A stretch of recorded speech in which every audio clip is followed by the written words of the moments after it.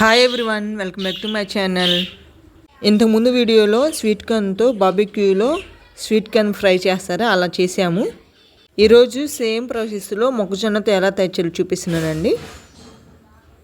ముందుగా కండ నుంచి ఇలా గింజలు సపరేట్ చేసుకోవాలి. ఈ గింజల్ని ఒకసారి క్లీన్ చేసుకొని వాటర్ వేసుకొని బాయిల్ చేసుకోవాలి. బాయిల్ చేసుకునేటప్పుడు కొంచెము రాక్ సాల్ట్ వేసుకోనండి. స్వీట్ కార్న్ అయితే 10 నిమిషాలు ఉడికిపోద్దండి. ఇది కొంచెం టైం పట్టిద్ది. ఉడికించుకున్న ఈ గింజల్ని స్టైనర్లో వేసుకోవాలి. ఇలా వేసుకొని 5 నిమిషాల తర్వాత వాటర్ అంతా ఇంకిపోయాక సపరేట్ బౌల్ వేసుకోవాలి. కార్న్ఫ్లోర్ వేసుకోవాలి. కార్న్ఫ్లోర్ వేసిన తర్వాత మొక్కజొన్న గింజలు కార్న్ఫ్లోర్ 2 కలిసిలా కలుపుకోవాలి.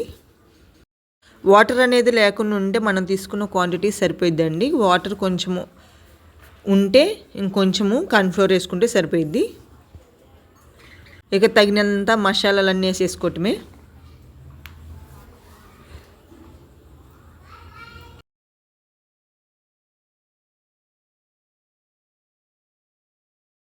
ఇలా కలిపేసుకుంటే సరిపోయిద్ది. డీప్ ఫ్రైకి ఆయిల్ పెట్టేసుకొని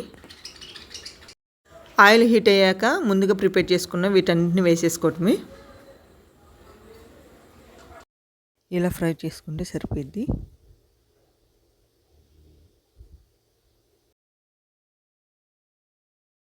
స్వీట్ కార్న్ కంటే ఈ మొక్కజొన్న గింజలు కొంచెం ఆయిల్ పీల్చినట్లుంది. అందుకని ఒక బౌల్లో టిష్యూ వేసుకొని వీటిని టిష్యూలో వేసుకుంటున్నాను. ఇదే ఆయిల్లో కొంచెము కర్రీ లీవ్స్ కూడా వేయించుకుందాం.